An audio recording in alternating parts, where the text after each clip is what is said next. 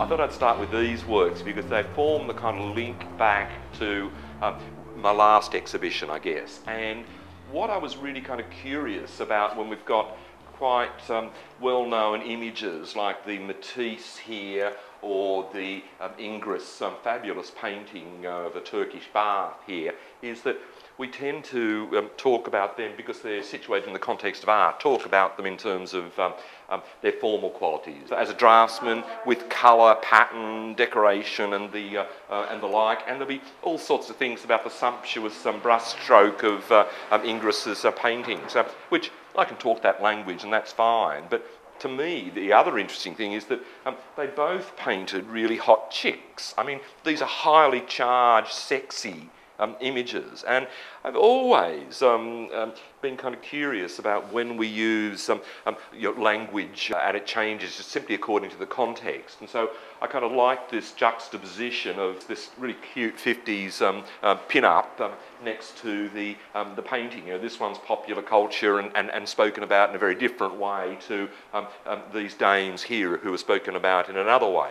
And what I've done within these is compose them out of, no, they're pixelated images made up from images that have been taken off the internet, you know, real porn, through to sexually explicit artworks from art history, and kind of jumbled them up. And what was interesting was about a month ago I had my work banned from an exhibition at Olympic Park. It was tossed out. And what was curious is it was a piece that used the same kind of technique, but it was a piece that had a carpet background, a kind of a true romance, comic-y illustration that was comprised of these same kinds of images. So that kind of censorship issue is one which keeps on, you know, recurring with me. So that's the kind of lineage of these of the current work. I should say that taking images like Matisse's work, I feel quite comfortable both in terms of morality and ethics of working with a section of his terrific paintings. I mean, I admire him enormously as a painter, but I do quite like the idea of taking something that's so fabulous and seeing if I can kind of vary it, you know, but you play around with it. Which is what I've done with a lot of the images here. A lot of them will be images from art history or well-known artists and the like, and then simply played around with them, as with these pieces here.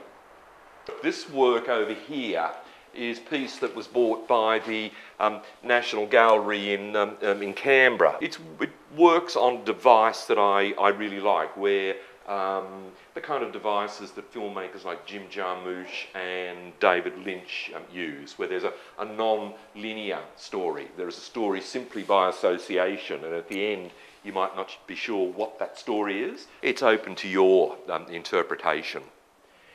This here is a plate I made as an addition because I turned 60 a few months ago. It refers back to a work which a lot of you would be familiar with, René Magrithe's painting from about 1924 of a pipe, and he's put underneath it here, "This is not a pipe," and he's titled the work Wordplay, and I kind of like that intellectual stimuli that went on in his stuff. It's obviously not a pipe, it's a bloody painting, and there are all of these kind of plays that went on in his work.